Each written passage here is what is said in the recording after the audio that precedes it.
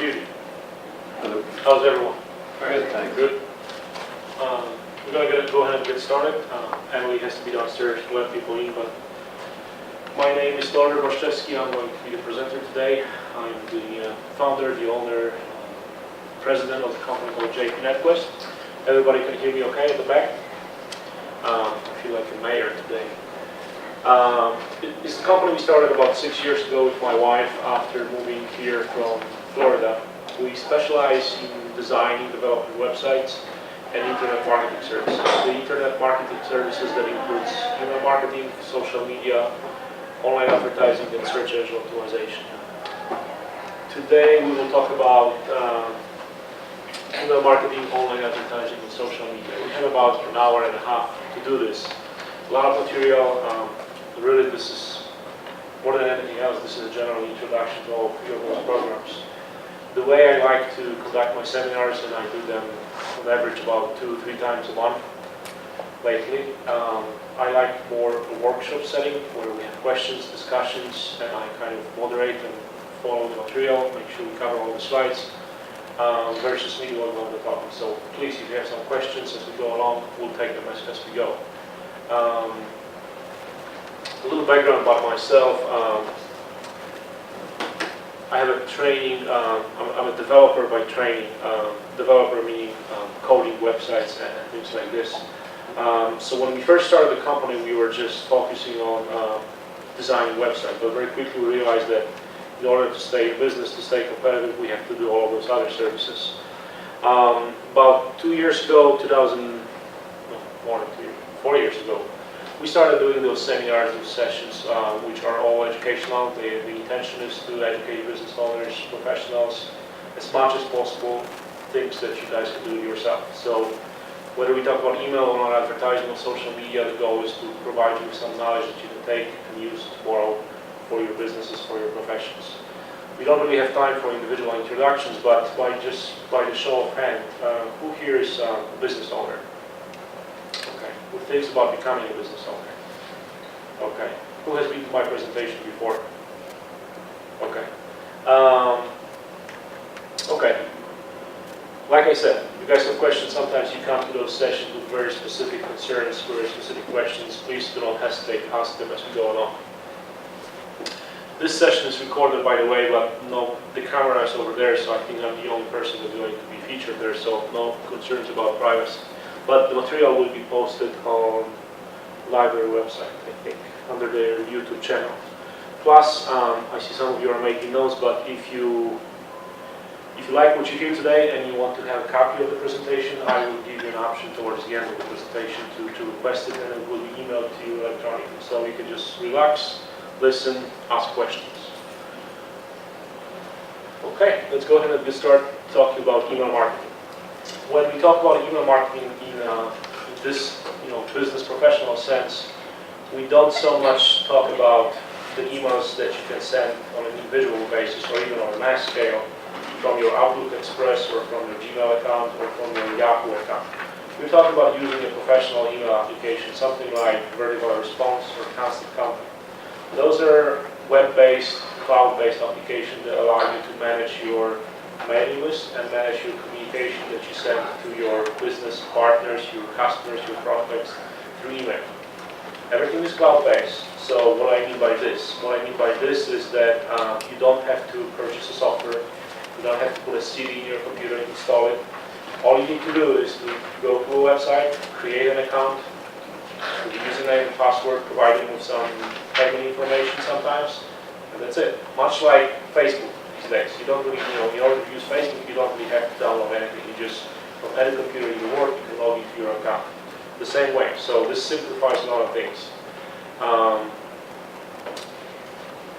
They will, the system, the professional email marketing applications, they will provide you with templates. So then again, you don't really have to hire someone to do it for you. A lot of it, if you know how to use Microsoft Word and you know how to use Internet Explorer, you have all the knowledge, 99% of it, to start using an application, professional email application like this. Anybody here is already using something like custom contact or something, Mailchimp or something similar? Okay. Good experience, bad experience, anything you guys want to share? Good? Looks great. Well, Constant contact. helps you with business? It was a friend's business and I was helping her with Okay. it, et cetera. Okay. The main, I was explaining what it is that I do in terms of email marketing to a friend of mine, and it took me a few minutes to do it over the phone, and towards the end of the conversation he goes, "So you are spamming?" And I was like, no, that's completely not what I was trying to tell you. So what is the main core difference between spamming and professional email marketing that we will be talking here today? Permissions. Someone said permissions, yes. You have permissions from the people. If you're doing it the right way, the legal way, the right way really, versus spamming, it means you have permissions from everyone on your mailing list to market to them that way. And there are two types of permissions, implicit and explicit. Sometimes people ask me, okay, someone who has been my customer 3 years ago, does that mean a permission? Yes, it does. It's an implicit permission. Anyone who has been your customer for pretty much forever, you don't have to ask them anymore. In a situation where I will ask them whether they would like to be included in the mailing list or not, if they have been a customer a long time before, like 5, 6, maybe 10 years ago. I was doing a seminar actually this morning at another location, and one person approached me and he said that they are having really difficult time, really low open rate, and the reason behind it was that they purchased a business and the mailing list was customers from 10 years ago, so I gave them some advice how to update the list. But, so implicit permission is anyone who has been your customer, anyone who is a verified prospect. What do I mean by this? Someone who requested a quote from you, for example, and they, along the way, they provided you with an email address, that constitutes for a permission. You can include those people in your mailing list. Pretty much anyone who you have a justifiable business relationship with, you can include them in your mailing list. Then there's explicit permissions. Those are permissions that you obtain either verbally or through email or otherwise over the phone from people. You go to a networking event, you meet people around, and you ask them, would you be interested in joining our mailing list? Or would you be interested in getting our monthly newsletter? That's, if you get a yes, that's an explicit permission. You have, let's say you have a store. You have a checkout counter, you put a list there, or you have a restaurant, you put a jar, and you say, anybody who puts a business card here will win free lunch or something every now and then, but you will also get email notification from us. That's explicit. One thing that you should keep in mind is when you do ask people this question, would you be interested in getting our newsletter or be included in our mailing list, chances are you will be asked two questions in return. Question number one is what it is that you're going to send me. And question number two is how often. It doesn't really matter that much what those answers are as long as you have them ready right away. Because if you're trying to figure out what your answer is as you ask the question, you're going to get a no. But if you say, we send a company newsletter and we do it once a month, and by the way, you can always easily unsubscribe, you're going to get a yes more than a no. So make sure you have those answers ready, whether it's a monthly or weekly or otherwise, make sure you have those answers ready because you will be asked that question. Definition, delivering professional, you can read the definition, but really what it is, takes you away from the concept of sending your email communication from Outlook or Yahoo, takes you to a professional mass email communication where you can send your email still on an individual basis. It's going to come from your name or from your company email address, but it's going to be sent to hundreds or thousands of people, however many people you have on the mailing list. And it's going to be branded with your logo, with your images, with links, with video, and pretty much anything you want to put there. You can actually come close to matching the way your website looks, if that's the goal. So this is an example of what we are talking here today. So, back in the day, you would just have an output, you would have to put everything in text, maybe you would put a link, hyperlink, and maybe you would send an attachment. People would have to click on an attachment to open it, a lot of work. This takes away all of the hassle and allows you to design something with a company header, website header. You can have columns, you can have rows, links, buttons. It just looks professional. It doesn't have to be all that fancy. It just has to look professional. It has to match your brand, match your company colors and things like this. So this is exactly an email from a few months ago, a few weeks ago, that my company sends to everybody on the mailing list, my customers, my prospects.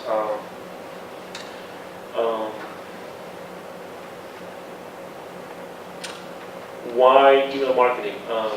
Is it cost effective?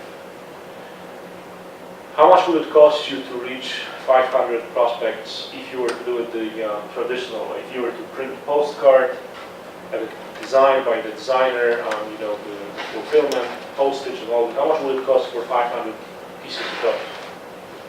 Give or take. 3,000.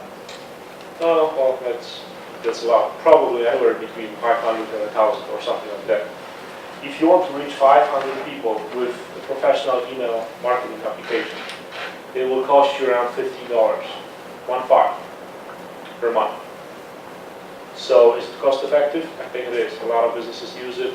Plus all of those constant contact and everyone else, they will give you some free trials, or they will give you some limited account where you can try it for a limited number of emails or a limited number of email addresses or email campaigns that you can send. So you can give it a try for free. If it works for you, you get the paid account and you start using it. It allows you to reach mass audiences. The customers, I work with a few customers that use this, a lot of them actually, and the one who has the biggest mailing list, they have about 60,000 people on the mailing list. It's a company out of Elk Grove Village, and they pay something a little over $200 a month. So think about reaching 60,000 people. $200 doesn't really seem that much, and they use it.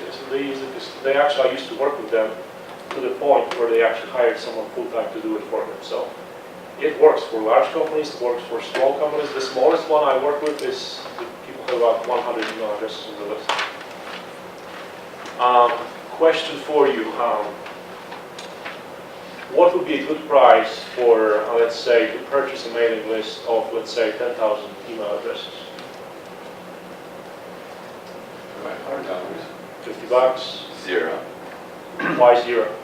Because purchased email addresses oftentimes are not very, they're more troublesome than they are productive. That's actually the answer I was looking for.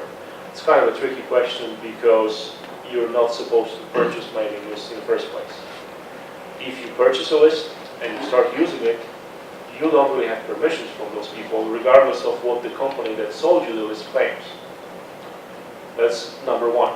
Number two, those people have no idea who you are and why you are starting to send them some communication in the first place.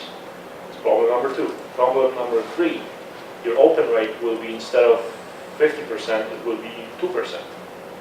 Problem number 4 or 5, you're going to get a lot of spam complaints. And there's a difference between a spam complaint and an unsubscribe.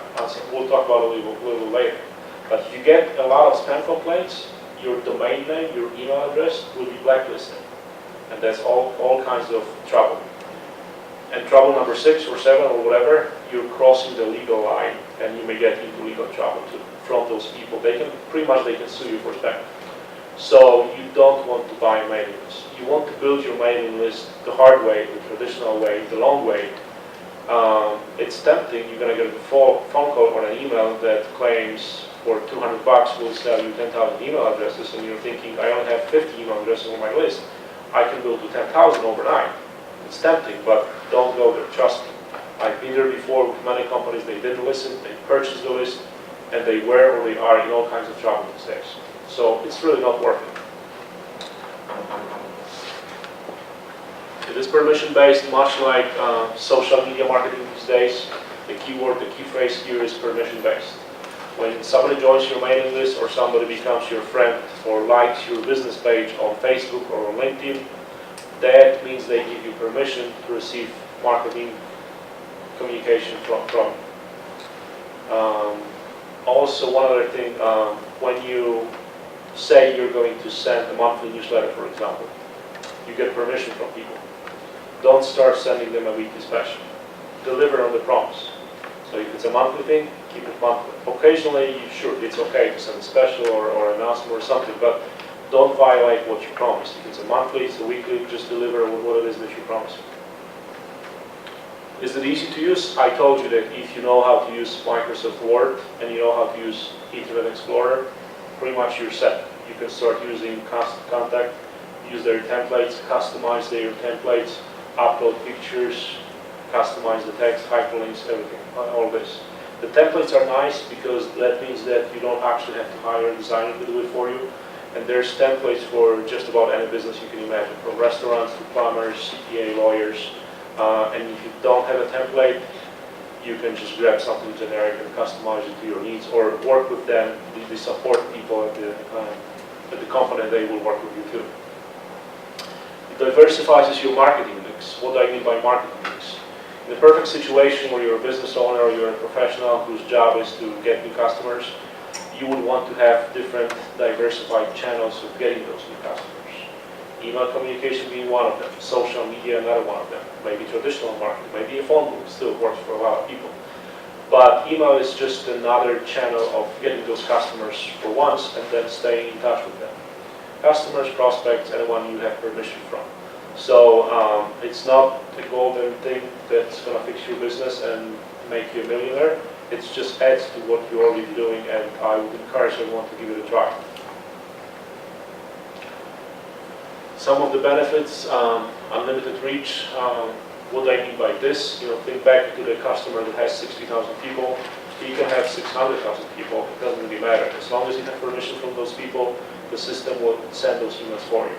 Plus, if you send it to, let's say, 1,000 people, and in your email communication, in your email design, you include calls to action and ways to encourage people to share your email through social media or to forward to a friend, then it's the same thing as with social media. You spread so many more people than just the people that you send it out to. And that's a good rule. You should always include calls to action, but you should also include calls to action that encourage people to spread your communication farther. This is really other people working for you for free when you think about it. You get access to all kinds of reports. Let's say you schedule your template, you design your monthly newsletter, you send it Wednesday morning, and then you log into your account on Thursday morning, and you look at the reports. The report is going to tell you what's the open rate, meaning how many people percentage-wise open the email, what's the click-through rate, how many people clicked on links in your email, how many people forwarded your email, how many people unsubscribed, and some other information too. So let's say you send it to 10,000 people. Out of the 10,000 people, 200 forwarded your email to someone else. And you can see who those people are. You can click on the number 200. It's going to list all of those email addresses. What do you do with those? What do you do with those who forward your communication on to someone else? Send them a thank you. Reward them. This is really, think, they are working for me. They took the time not only to read my communication, but to send it farther. This is other people working for me for free. So I'm going to grab those 200 people, put them in a separate mailing list. I'm going to call them VIP customers or something. And I'm going to treat them nicely. I'm going to send them VIP specials, exclusive specials, thank you notes, things like this. One other thing about working with the statistics, with the reports. Any travel agents in the room? No travel agents. Let's say we have a travel agent in the room. And the travel agency sends a monthly newsletter to all the customers, 10,000 let's say. And the September newsletter featured 3 different packages. There was a package called Cruises, there was a package called Midwest Special, and there was a package called Florida Couples Retreat, or something like that. Send it to 10,000 people. They look at the report, and they notice that in the report, 500 of those people clicked on Cruises.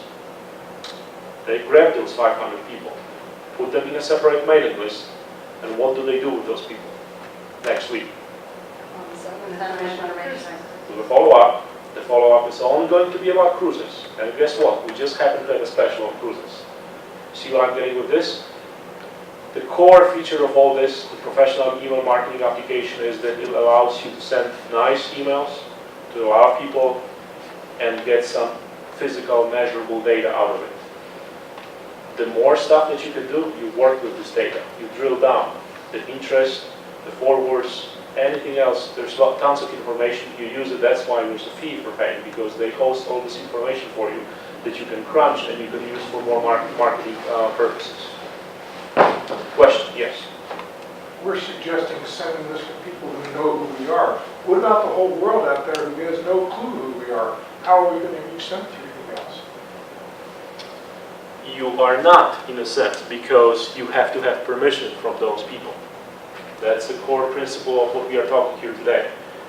You do want to have, and you have to have permission from everyone who is on your mailing list.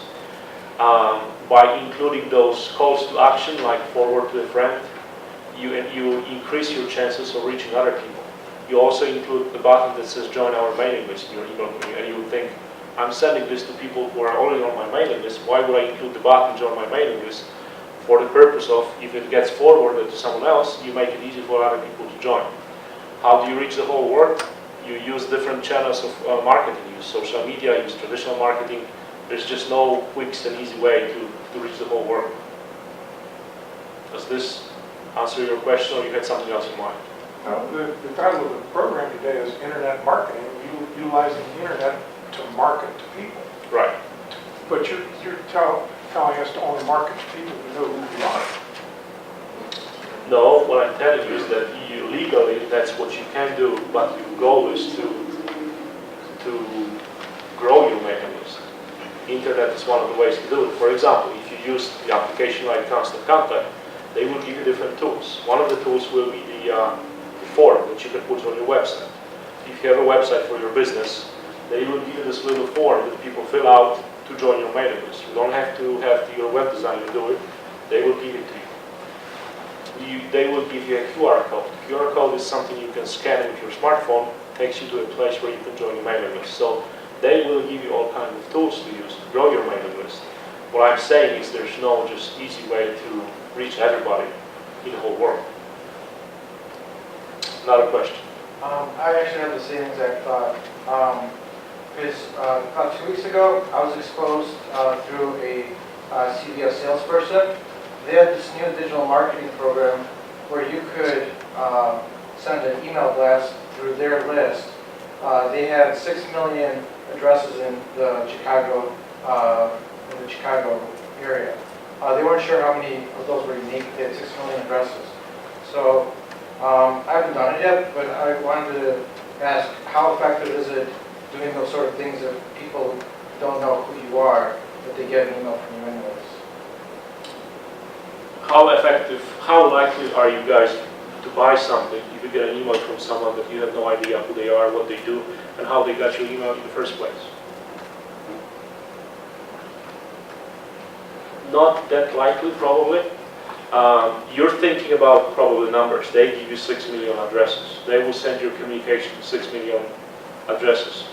The way these companies work, they should have permission from those 6 million people. I kind of find it hard to believe that they do, but let's say they do. So this communication is going to come from their company. It's just going to feature something like, our partner offer, something like this, and then it's going to feature your offer.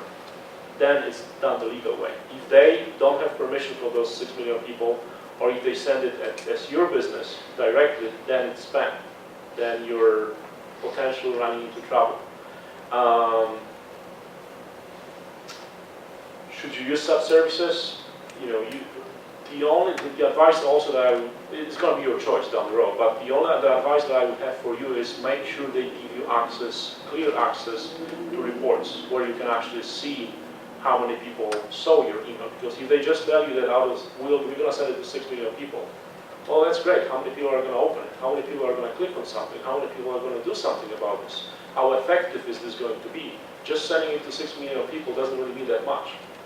So make sure you get access to some measurable data, and if they do give it to you, then it means that they're, a clear company, and maybe they do have permission for those 6 million people. It's hard to say. There's another question here? No? Okay. We will talk a little bit more about, with social media and online advertising, how to reach other people who are not on your mailing list, and how to reach, potentially the rest of the world. Not the rest of the world, but many more people. So we'll cover some of it. Branding, we talked about this. You can brand it with colors. I showed you an example of an email with logo. All this can be included. You can upload your own images, your own header, your own logo, your own pictures, pretty much whatever you want. And it's really simple to do. Right. Yeah, it's really, you know, you don't really have to hire someone to do it for you. You can train your employee or you can do it yourself. Lawyers do it, you know, plumbers do it, everyone. With a little bit of enough knowledge of internet, they can do it. We talked about the advanced follow-up. What I mean by list management, a little bit more information about this. When you use an application like this, they will give you a feature on the bottom that says unsubscribe. So legally in the United States, the law states that if anybody sends you a request to be removed from the mailing list, you should honor it, and you have like 48 hours to do it.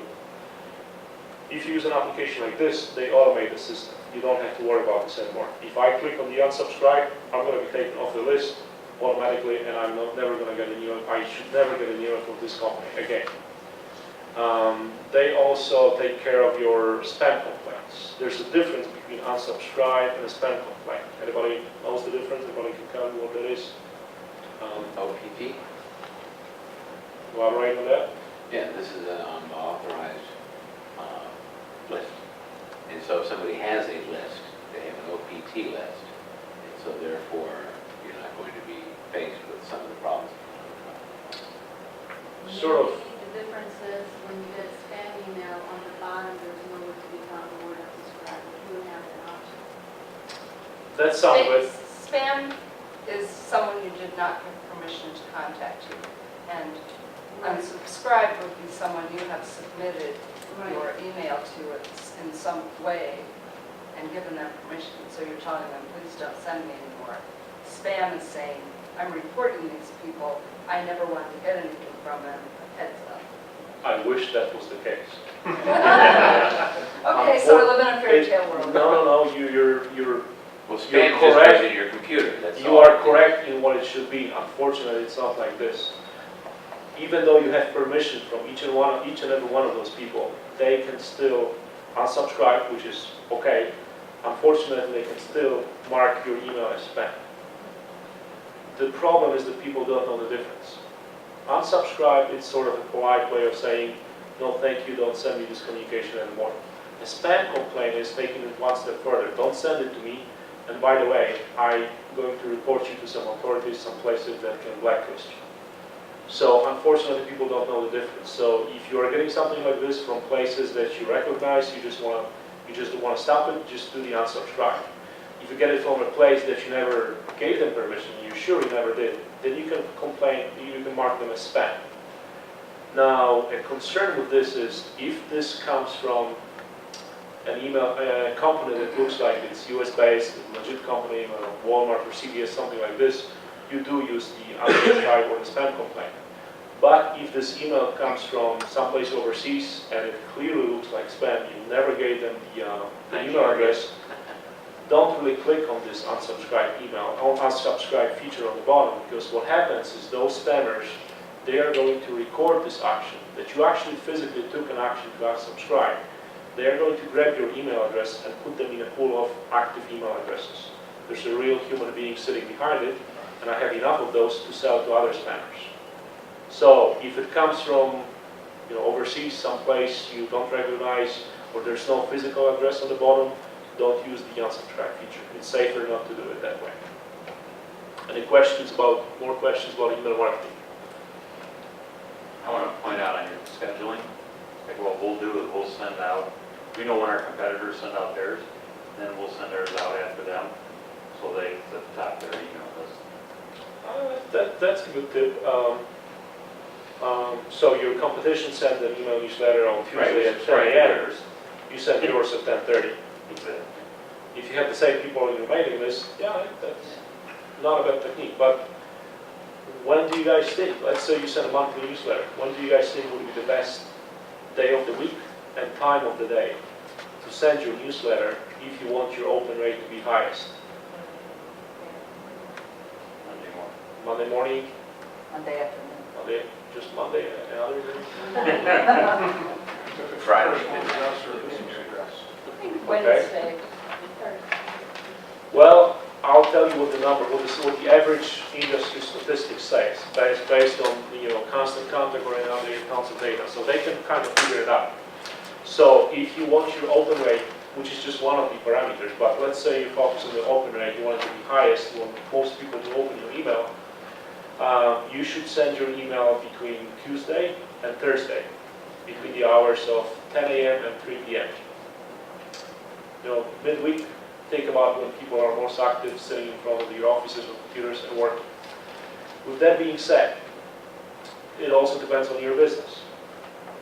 I'll give you 2 examples. Example of the church, the service, the masses on Sunday morning or throughout Sunday.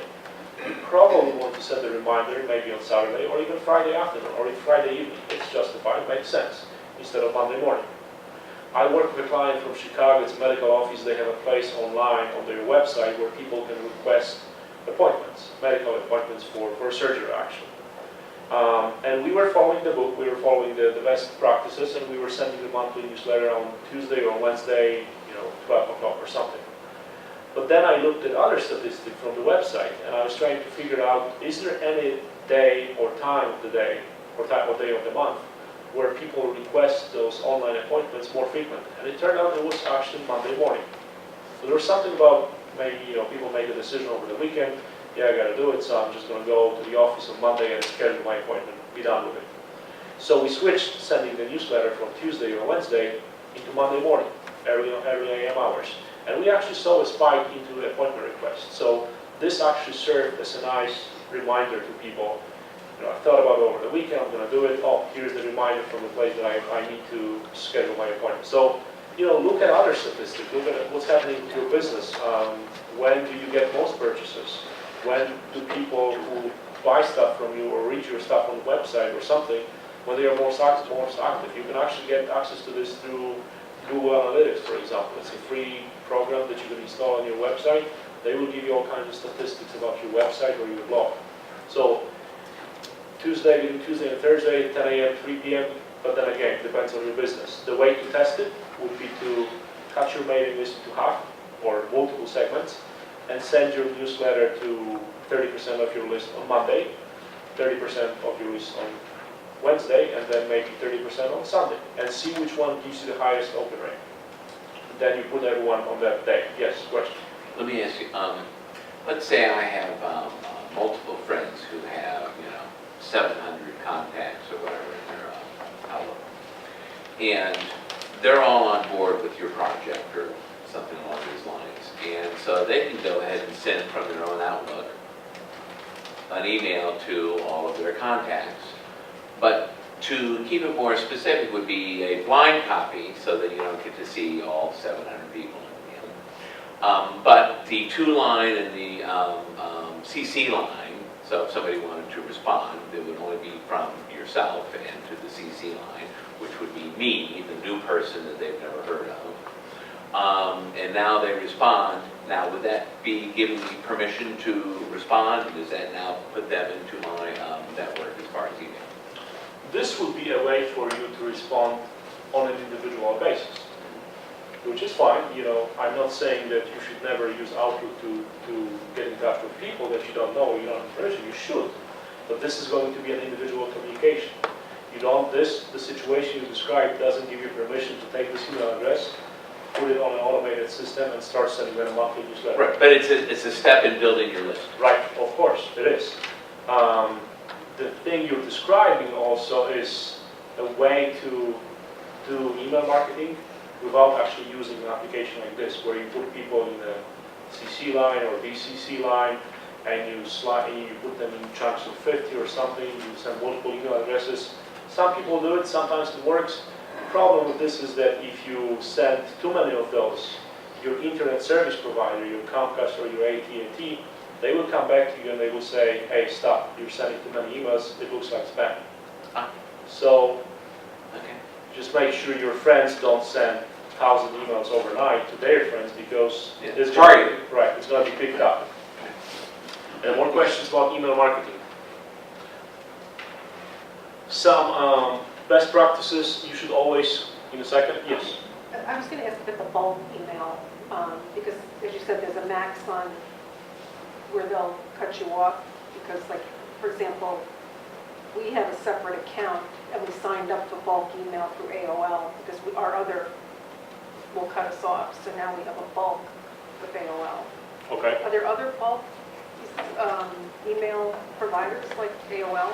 Instead of, if we don't want to use AOL, is there somebody else you can use? Well, you can use Constant Contact or Vertical Response or MailChimp, any one of those services we are talking here The about. trick with, the problem with Constant Contact is you can't put an attachment You can put an attachment as a link, as a link. right? But And you not can as a- host the attachment onto their server. But you're right, you cannot put an attachment like in a traditional sense. There's just some things we have to do that way, that's why Right. we do the bulk. I don't know, I'm not aware of any, but maybe, Google has commercial email applications, so maybe, I don't know. Some of the best practices that will ensure that your email get open and it's not going to be marked for spam. The from line, you should always use a recognizable from line. If you're the face of the business, you're a lawyer, you're an accountant, then put your name there as a from line. But if you're a restaurant manager and nobody really knows you, they just know the name of the restaurant, put the restaurant name in the from line. It should be something recognizable because that's going to increase the chances of the email being opened. Subject line, which one do you think is better?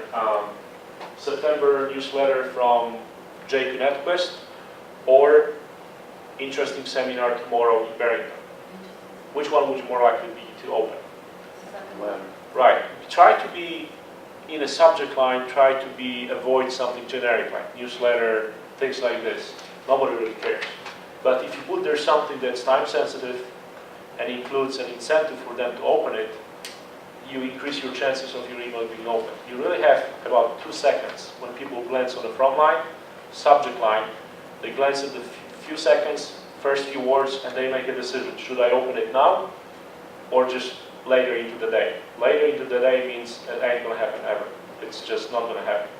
So make sure, you do have something that's time specific and includes an incentive for them to open. Talk about permissions, we were on the promise, I think we covered. Yes, of what to send, a lot of people, businesses struggle, okay, we have this mailing list, we have this great application, what it is that we send. So here are some ideas. Everybody who's in business, everybody who's a professional, you should consider yourself an expert in something. So share your expertise, be the resource, be the helpful person. If you're the only lawyer that sends people some useful information out of the 10 that I know, you're the one that's going to be on my mind. You're the one I'm going to recommend people to. You're the one I'm going to go to when I need something.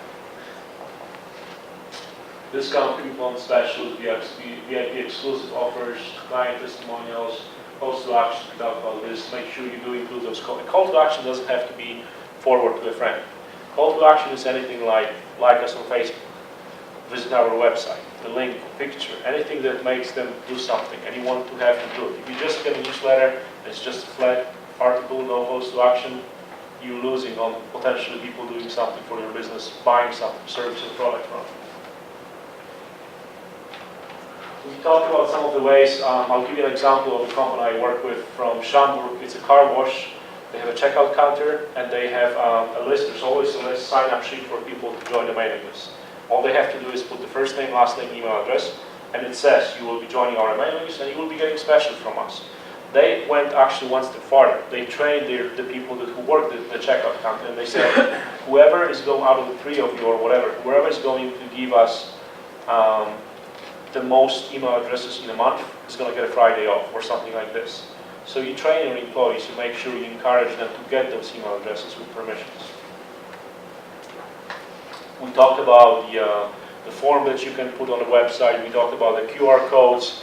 They actually will give you, if you use an application like this, they will give you a way to integrate your email account with Facebook, for example, where people can join your mailing list without ever leaving Facebook, for example. So they give you all kinds of tools. Okay, we covered this. So between Tuesday and Thursday, 10 a.m., 3 p.m., but then again, it depends on your business, you can actually test it. How often company newsletters should be sent? Weekly, monthly, quarterly? Depends on the business. The most common frequency is monthly, so that's your safe bet to start with. But again, depends. If you're a real estate agent, probably monthly is just a little bit too much. If you're a retail store, maybe a weekly special would be justified. So it depends on your business. Monthly is the most common. Is there a difference between unsubscribe and spam complaint? There's a big difference. We talked about it, there's a big difference.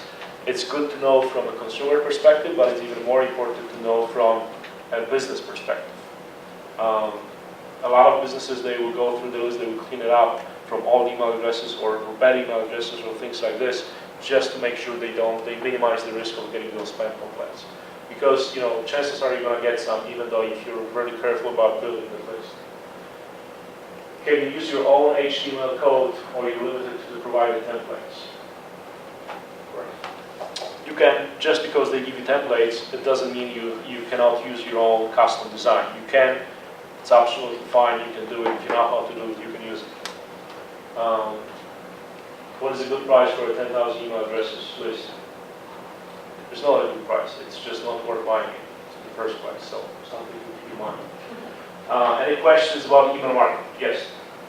Okay, so when you get emails and at the bottom it says forward this to a friend, somewhere in the email, but I could do that way, or I could just forward it with the forward button in my, email. Right. Does the reporting that gets done only count the ones that I forwarded on through the link that's provided? Unfortunately, yes. The only way this is going to be recorded and given to you in the report if they use the link within the email on the bottom of it. If they just use the button that says comes with Outlook Express or something, that's not going to get reported. And by the way, you're going to know who forwarded your email to someone else, but you're not going to know who the recipient of that email was for privacy concerns. So you're reaching some additional people, you don't know who they are, but you at least know who actually does the work for you. Okay, more questions about email, or we move on to, okay, one more question about email marketing and we'll move on to online Do you have advertising. any knowledge if you got spam? Somebody decided to send you to spam. Would you ever know that they spammed you?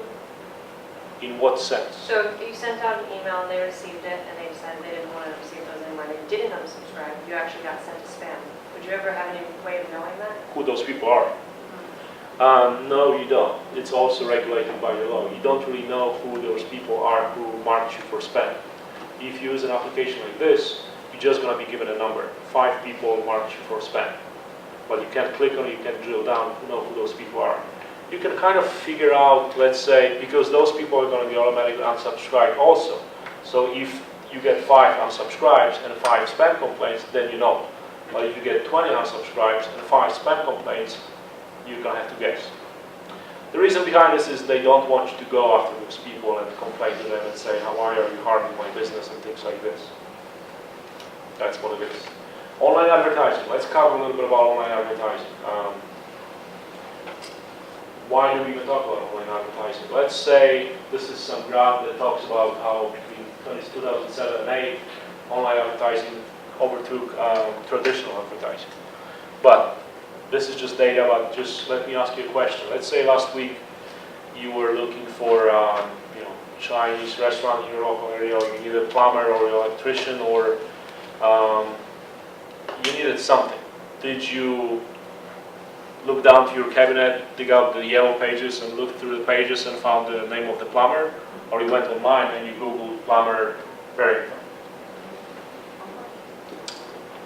That's been happening, that's been the case. A lot of people, most of the people, they will just go online, Google the name or use the smartphone. So the traditional marketing in a sense of phone books, print advertising, fortunately or unfortunately for these businesses, is actually being phased out by online advertising. Like it or not, but with online advertising, the sort of the downside of the whole system is the big brother thing. They sooner or later they're going to know everything about you. They're going to know that Sunday afternoon you're going to be looking for a Chinese restaurant, and they will feed you some information whether you like it or not on Facebook and on Google and other places. But it is what it is. So from a business perspective, if you don't advertise online yet, you should at least give it a try. You can advertise the most popular, the most common way to advertise online. This is what we will talk about here today, is through search engines. So this is the synonymous, the pay-per-click, the online search engine advertising, Google advertising. This is where you pay to be number 1. When somebody is looking for the Chinese restaurant, you want your Chinese restaurant to be number 1 versus number 3 or on the 5th page of the search results. So oftentimes you can't really get to the number 1 if you just don't pay for it. So paying for it is a way for them to beat everyone else and be number 1. Question? Now, obviously, when you go to a Chinese restaurant, somehow your computer already registers the fact that you live in Barrington. And so you a Chinese restaurant, it's already pulling up the Barrington things. I mean, it's just automatic. Okay, it doesn't even go to San Francisco or whatever the deal is. So does somebody like a Google or Yahoo actually have, if you want to be number one, do they have it now regulated by locality? So therefore, you're not having to pay $20,000 to be number one, you're only having to pay $200 to be number one in Barrington. Right, they do.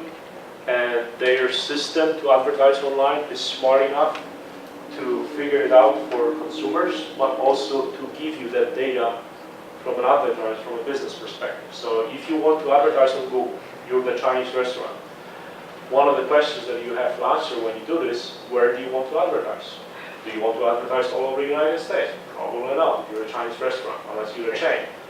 Or do you just want to advertise in Barrington? Or maybe in the state of Illinois? Or maybe you never get your customers from outside of, let's say, 20 miles radius. They will give it to you. You say, this is my zip code. Don't put my ads beyond the radius of 20 miles. So the price would be set accordingly.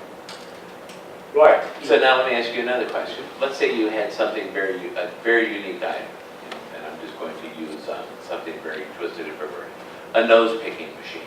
Now we know there's not a whole lot of nose picking machines out there, but if somebody typed in nose picker, chances are you're not going to go ahead and have a lot of competition. Now, does Google have the ability to decipher it? Let's say there's only 2 companies out there that have nose picker, and you want to become number one. Is there a national process, but yet you still don't have to pay the $20,000 because it's not like you're talking about tires? I can answer that. Google's algorithm is pretty complicated, and they take different factors into back when they decide. So one of those factors is how much you're willing to pay per click. So if you're willing to pay $4 per click, someone's willing to pay $3 per click. Someone that's willing to pay $3 per click might still be higher than you because they might be more relevant, and Google has determined that their site is more correct for whoever's searching for that term. But generally, it's an auction based, so there's willing to pay more will kind of be on top. Okay. Very much so. Thank you. Just because you're willing to pay more doesn't necessarily 100% of the time mean you're going to be higher than someone else. Someone has been in business for many, many years, has a much better website. When people click on somebody else's ads about the nose-picking machine, they go to their website and they stay on their website for 5 minutes, but they only stay on your website for 5 seconds. Google's going to say, okay, there's something good about this website that people stick around for 5 minutes. So this guy who's paying more, but the people don't stick around on his website, we're not going to list him higher because he doesn't have a relevant website. Just because you're willing to pay more doesn't necessarily mean you're going to be higher. Most of the time it does, because most of the website, lawyers have comparable websites in sense, so most of the time it will be the numbers game. How much you're willing to pay depends on how much competition you have, how much area you want to cover, and what your budget is. If your budget is $10,000 versus $100, Google will sort of find a way for you to spend that money. So the design of the website actually ultimately becomes very important. Oh yeah, very much so. Where you send people to, what's on the receiving end of your ads matters a lot. So you can advertise on search engines. Let's give an example of Google, which has about 60% of the market, give or take. It used to be 70, it keeps dropping, but let's say it's 60% of the market. Why? So it's huge, it's like covering everybody. But we are seeing actually budgets shifting from search engines to social media sites, like Facebook. Let's give an example of Facebook. You can actually pay for ads to be displayed on Facebook. Next time you log into Facebook, notice on the right-hand side, you get those pictures, descriptions, stuff from companies, places you don't really know what this is about. Those are ads, those are paid ads. So question for you guys, why would anyone go from being able to advertise in a place that covers 60% of everybody to as big as Facebook is, it's still much smaller than Google. Why would you take money from Google and advertise on Facebook? What Facebook has that Google wishes it had? Demographic information, exactly, this is key.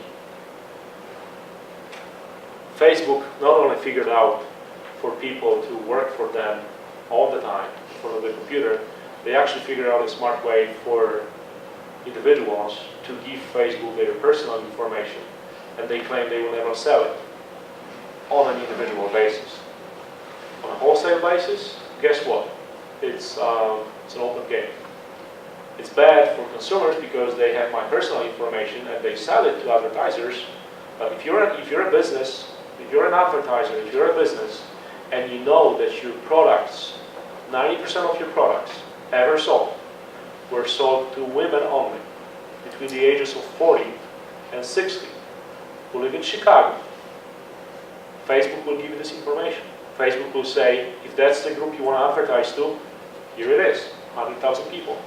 Google doesn't have this information. Google will say, Chicago, okay, but gender, interest, all this, unless those users are using a product called Google+, they're not going to know.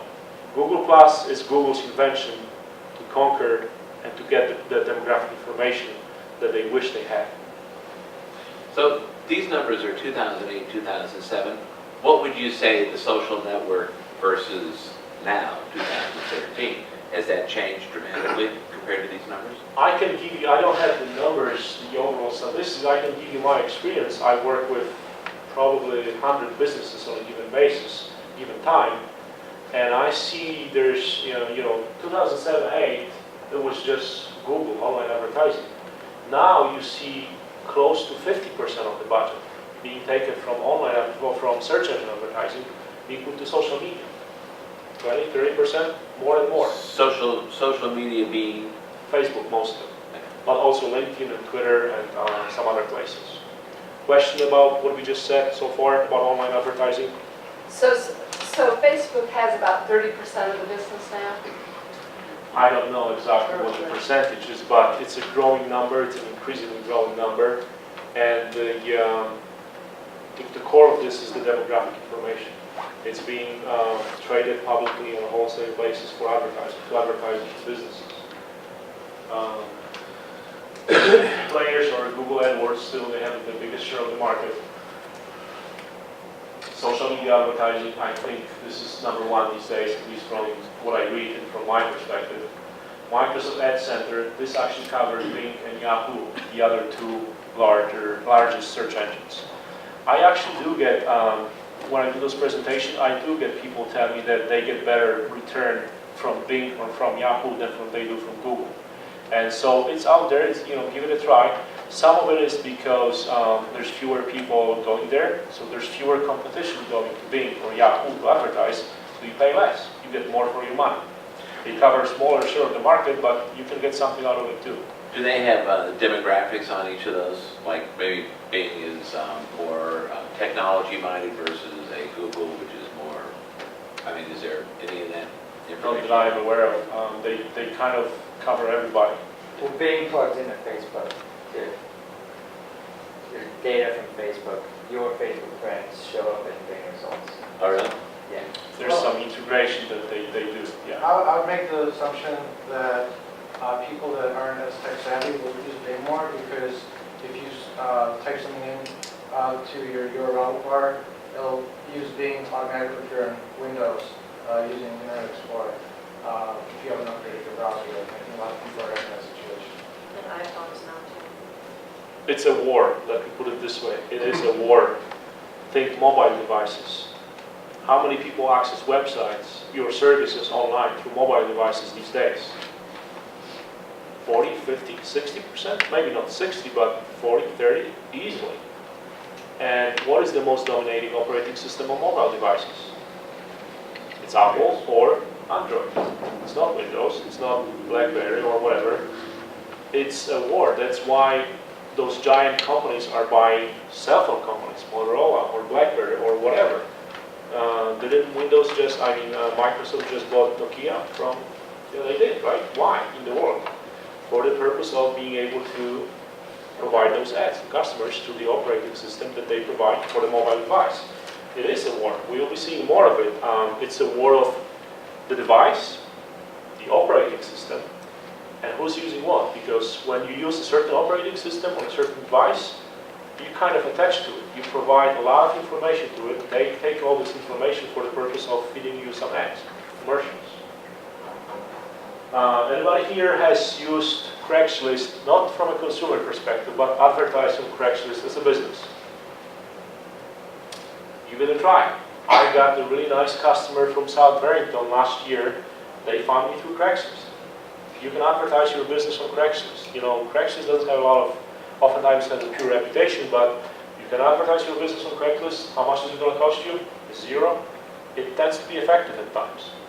You have to work on it, you have to repost it frequently, but it can be effective. Feels like on newspapers, but it is what it is. There's probably a social media site for just about every profession you can imagine. It seems like there's a new social media site every week or so. So we talk about Facebook here, but the core principle of the concept of advertising through social media is much the same across everything. The bottom line is that social media sites, they give you people's interest and demographics, which is the search engine, what the search engine cannot really give you. Here's an example of a sponsored search result. So you see it on top, see it has a shaded background that says "Add here," very fine print. But this is actually, you know, you search for Mexican restaurant in Chicago, and this business paid to be #1. This doesn't. This did it, and this one did pay too. This is a paid advertising. This is just called organic. This place of business has such a good website, has been around for a while, that Google decided, you know, a lot of people go to it, a lot of people use it, we're going to list it high enough. So they didn't pay anything. The same with Bing. You know, you have those sponsored search results here on the right or on the top. Same with Yahoo. Sometimes you get 1, 2, sometimes you get as many as 4. What is the difference between the thing on the right and the thing on the There's no difference. Just for them, you know, a real estate place on the website to display more ads. But are these paid for on the right? Yeah. On the right and on top, those are paid. Like here, this is paid, this is paid. Everything that's not shaded, it's not, this is just free. I mean, organic, so to speak. So how does it work? Anybody here advertises on Google or social media? Okay. So it's a fairly simple system, meaning that you can do it yourself. Again, everything is cloud-based. The whole application, you just need to create an account, give them your payment information. You get to design your ads. You get to decide where you send the people, which pages within your website, how much you're willing to pay per month, per click, per day. And they take all this information, where you want to advertise, as much information as you can provide them, and they run it for you. The thing that you want to do, you want to design it. If you want to do it yourself, put the keywords, key phrases, but don't just put it on an autopilot. And you know, even if you get some good results out of it, do look at the reports. Test different versions of the ad. Send people to different pages within your website. Make sure you're proactive about the campaign, because things change. The algorithm, which is very complicated, also changes. So plus they will actually give you some suggestions. They will say, you're willing to pay your lawyer in Chicago, you're willing to pay $250 per click, but everyone else is paying $260. So if you want to stay competitive, you want to be #1, at least part of the times, why don't you start paying $261? It's a suggestion, you don't have to follow it, but hey, you can if you can afford it. Much the same way with social media, they gather all this information from you, you get to design, you can upload your little thumb picture, the description, the title, where do you want to send the people to from social media. You don't necessarily have to send them to your website. With social media, with Facebook especially, your choice is that when people click on your ad, you don't take them to your website outside of Facebook, you take them to your Facebook business page. Now the question is, why in the world would you pay Facebook to send somebody who clicks on Facebook ads to your Facebook business page? Like, follow it. You see a commercial on TV these days, Nike or Coca-Cola or something. At the end, it's going to say, to find out more or to do something, go to, it's not going to say www.nike.com. It's going to say facebook.com/Nike, because they want you to go and do something about it, do some interactions. As great as your website could be, as fancy, as complicated, as many calls to action, it's not going to come close to what Facebook can give you. Facebook gives you all those relationships. People go to the Nike page on Facebook, they comment on it, they like it. This gets reposted onto their friends' pages on Facebook. So versus nobody really knows about it, they do something on the website. So that's why you kind of, if you send people to your Facebook business page, you hope that they will do something, they will click the like button. You send them to your website, they purchase something or they request something or they purchase your service or something like that. So different ways of where you want to send the traffic to. Some best practices, the more narrow the geographic area, the more you get for your money. So if you can come close to, okay, my customers are from this radius or this area, make sure you focus on this versus advertising all over the place. You want to conquer the whole United States, and if you're a local chiropractor, it's not going to happen because you're just not going to have a budget for it. Use as much demographic information as there is available for you. Landing pages versus homepage. When you do decide to send people from the online advertising to your website, your choice is to send them to the homepage and hope that they will get from the homepage to some of the pages that you want them to get to, or you send them directly to this page that you want them to get to. Let's say you have 5 different services that you offer. One of those services is email marketing, you're a web designer or whatever. You don't send them to the homepage and hoping they will navigate to the email marketing page. If your ad talks about email marketing, send them to the page within your website that talks about email marketing. So you could actually, if you talking about your demographics, let's say you had a product that had 4 or 5 different applications to it, and it's extremely different applications, then each one of those applications you would then send them to that particular page, so therefore not having to navigate. Right, you're making it easy for them to get to what they are looking for. That's different versions of the same ad. Just customize the title, customize the description, customize the picture. Sometimes a picture, will work much better for you. Maybe a logo of your company versus a generic picture or a stock photo. Just you can test it. Monitor your competition. This actually goes back to email marketing. And answering the question, what it is that we are sending. If you have no idea exactly what you should send in your monthly newsletter or whatever, some of the best way to learn is to join the mailing list of your competitors. You don't have to use your company email address, you can use a Gmail address if you don't want to, but subscribe to your competition email marketing. You will start getting some stuff, you will get some ideas what others are sending. That will give you some idea. We have time until 8:30, right? Okay. My plan is to go until around 8:15 with the session. We'll cover most of the stuff. Then I will stay here for some individual questions. We kind of have to be out of here by sort of 8:30ish. So if you guys have some individual questions, follow up. I will be here for a few more minutes. I'll give you a chance to ask those. But see if we can cover some case stuff, some interesting situations here about online advertising. I'm sure everybody remembers the big oil spill in the Gulf of Mexico. Here's what BP did, which a lot of people don't know about this. They actually went to Google and all of the other places that they could buy the keywords called oil spill. They bought this keyword, the key phrase, and they said every time somebody types oil spill Florida, Gulf of Mexico, send them to this website that we designed, we control the content for, and we manage it, and we are going to describe the situation in our own words. Was it smart for them to do it? I think it was very smart because it allowed them to control the information. Was it fair to do it, from a consumer, from resident's perspective? It's hard to say because you want to have an objective information. And a good objective information doesn't necessarily come from the company who caused the harm.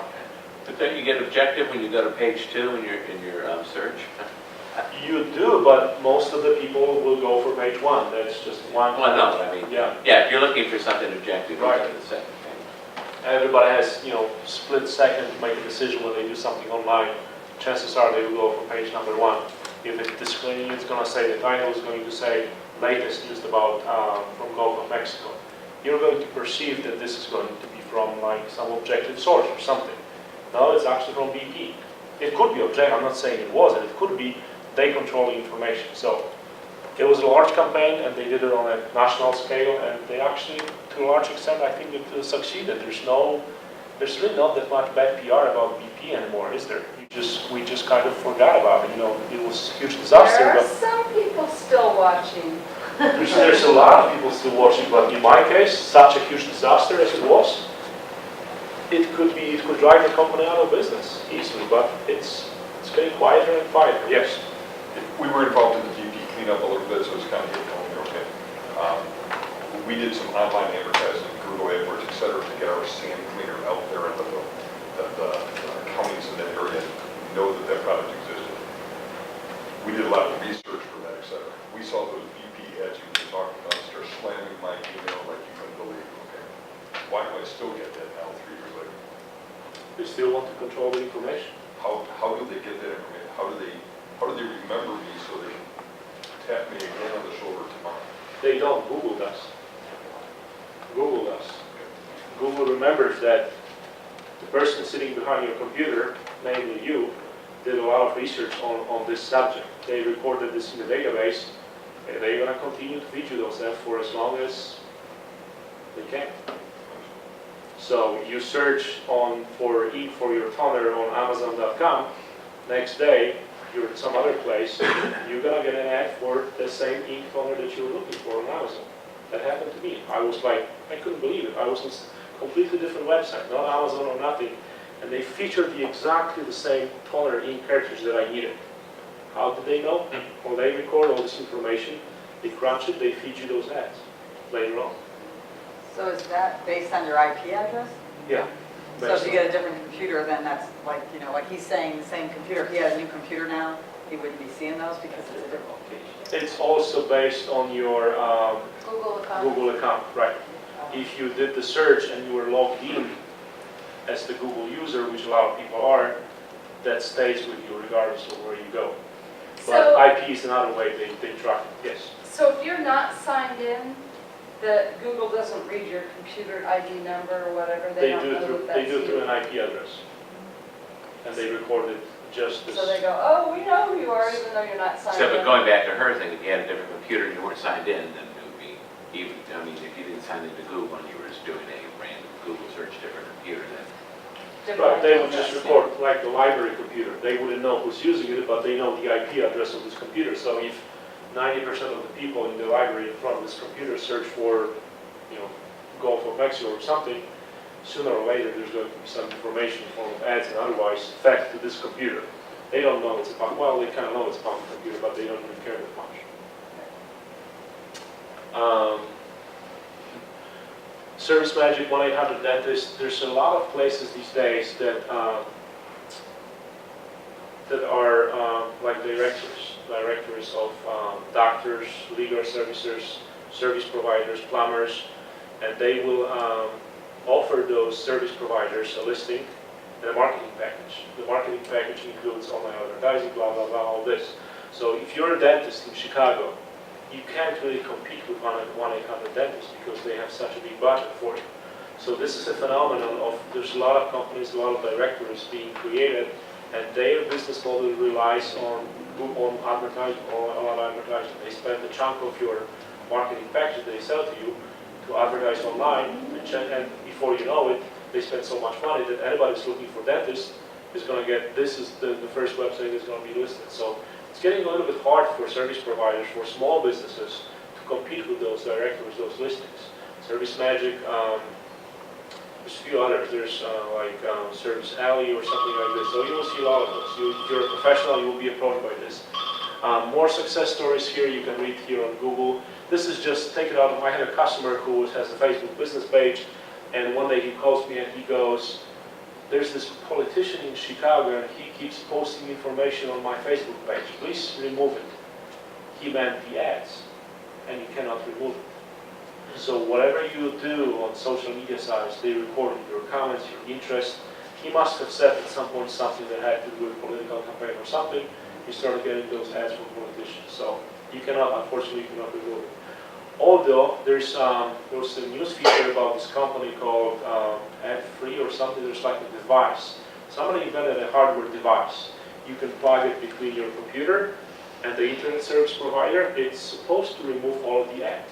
It's a hardware piece. I don't know exactly how it works. Sells for like $100 or something. it claims to remove all of the ads from all of the websites, everything. I, about a month ago or two, downloaded something that was software for that, and I can't tell you how, and my computer's not slow, but it became very fast. Like Google, it's like you go to click a Google page, boom. It was like, whoa, there it is. It was so fast. But it made me a little nervous anyway, that after something else started being silly with my computer, and I was like, okay, go back to the last thing I did, and I got rid of it. But I thought, I wondered if you could buy something like that, that would be cleaner than downloading it online. Apparently somebody invented something. It's a hardware piece, but it claims to do just that. Yeah, I saw no ads, and everything was very fast. Here's my 2 cents about what the future brings. I think it's going to be a growing market, the privacy market. People are just going to be fed up with all those ads, the loss of privacy, for the purpose of being fed those advertising, the Big Brother thing. People are just not going to like it. I think the market is going to demand more products, more software, more situations where you're in a setting where you don't have those ads anymore, where you don't have anybody watching you anymore.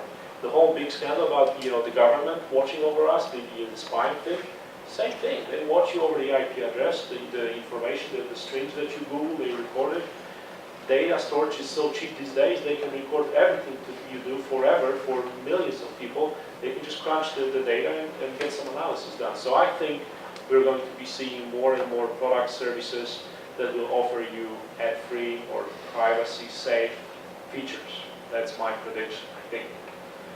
We have about 5 minutes left, so if you guys want to get a copy of the presentation,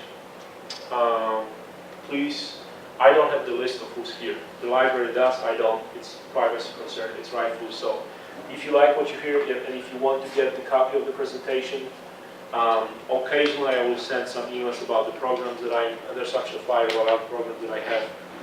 Please put your business card here today. I will email you the copy of the presentation and maybe in a month or so some other information about programs that I do. I don't have a monthly newsletter, I don't send specials, and you can easily unsubscribe, by the way.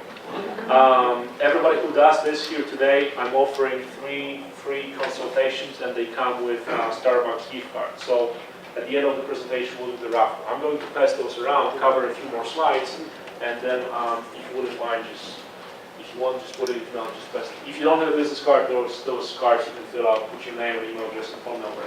But a couple of questions about online advertising. We're just going to scratch the social media stuff, but you guys will have a copy of it. Can you advertise on Google and Facebook at the same time, the same service, the same product?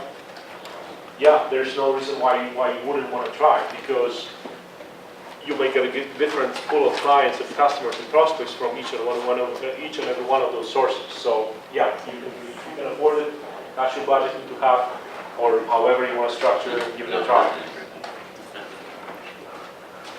Can I advertise online, but only in my city or Chicago or somewhere?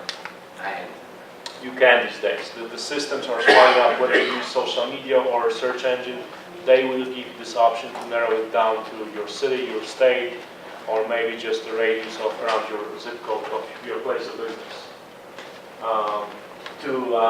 That goes to demographics. To women, then you have to use something like social media versus a search engine, which doesn't really have the demographic information. If people or my competition actually, clicks on my ad, am I just going to get a bill at the end of the month for all those clicks? Not anymore. That shouldn't be your concern, because again, their system, the Google system, is smart enough to know that somebody's actually taking this action. Somebody's stupidly clicking on the same ad, they're just going to stop feeding this ad to that person. So that should not really be your concern. Can I make money selling advertising space on my website for those ads?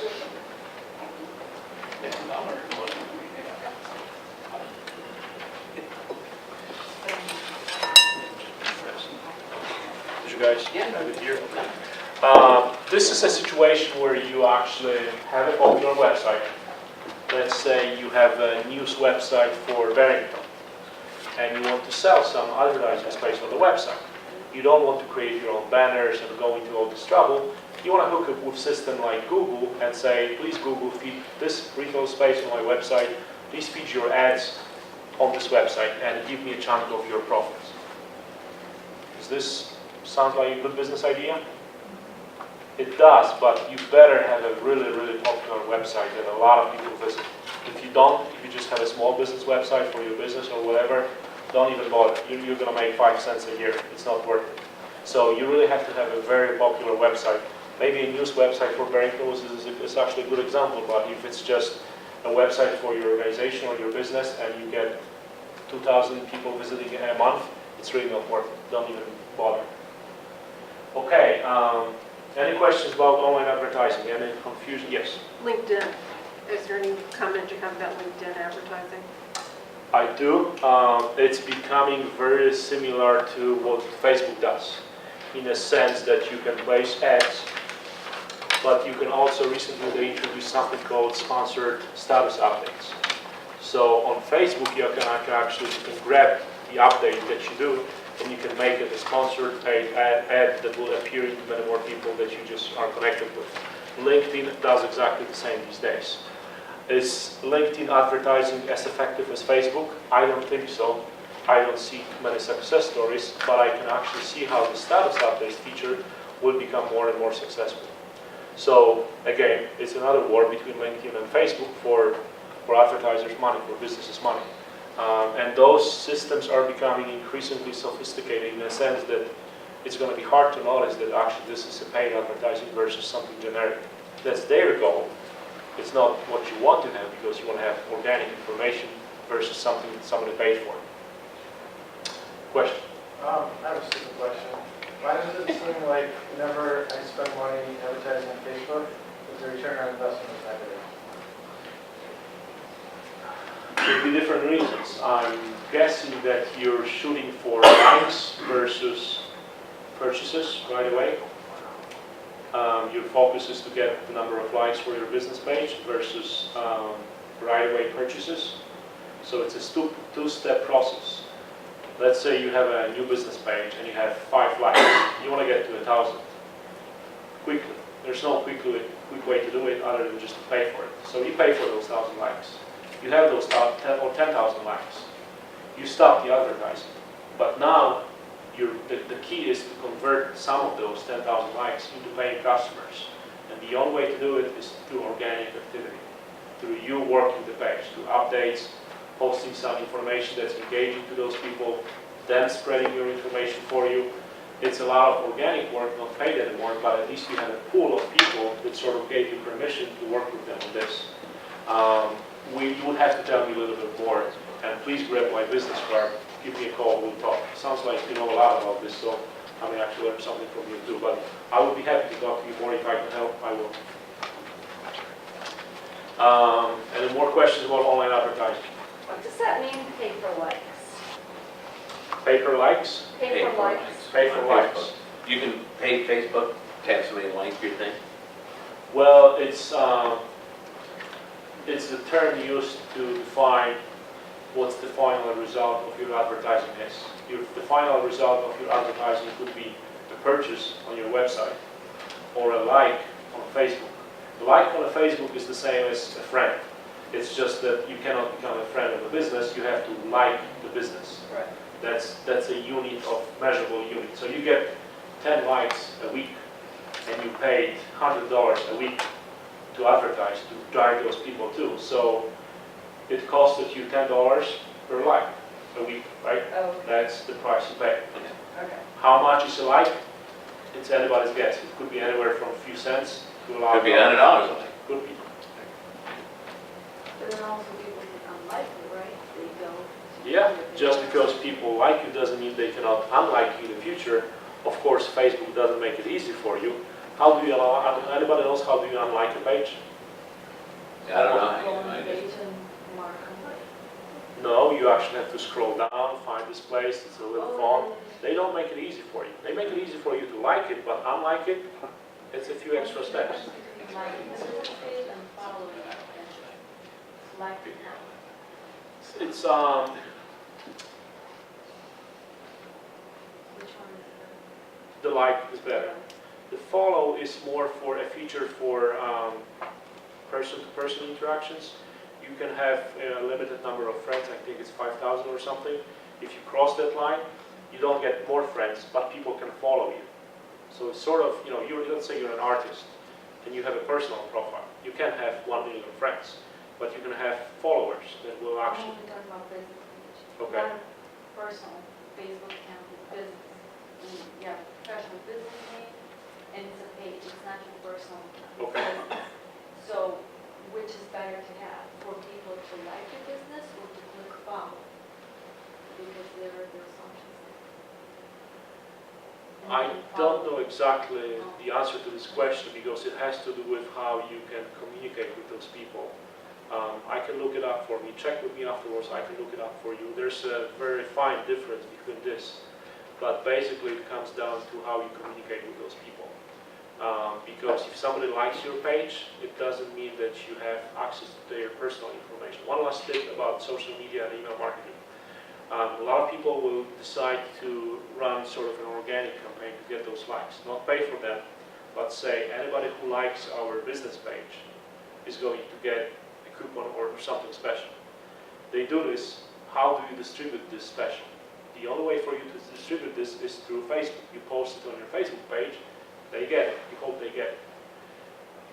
Here's the tip. Combine this Facebook campaign with an email campaign and say, everybody who likes our page and joins our mailing list gets this. That way you get the email address, which is precious because it allows you to market with them in the future, versus having to rely on Facebook only and not really knowing the contact information for the person. We'll have to stop. I promised some time for individual questions, so I apologize that we didn't cover social media. You will get a copy of this. Just to summarize, social media is no different from email marketing. It's called, the principle is here is permission-based. I'm connected with you on Facebook. I like your page. That means I give you permission to market to it. Facebook is your safest bet. That's the most popular social media site. If you have no presence on social media whatsoever, that's your safest bet. Go to Facebook first, then maybe try LinkedIn, maybe Twitter, maybe YouTube. But those are the 4 most common websites, social media websites. Can you just click through the slides? Yeah. This talks about time management, meaning that my goal always is to be consistent in a sense that I'm on social media actually every day, but only for a short period of time. Not hours, just minutes. But I get phone calls from my friends and they tell me I'm on social media, I'm on Facebook all the time. I'm not, just 15 minutes per day, but I'm consistent. And when I'm on social media, I always do something. I comment or something, or I click. So I'm always present on other people's timeline. They see me as the Facebook guy because I'm always there. I always do something. But I only do it for a very short period of time, but I do it consistently every day. So this time management, a little bit of time, but be consistent every day or as often as you can. Some best practices, don't sell, just try to be soft about it. Avoid some rude language, politics, religion. Some success stories. The future, this talks about some future of social media sites.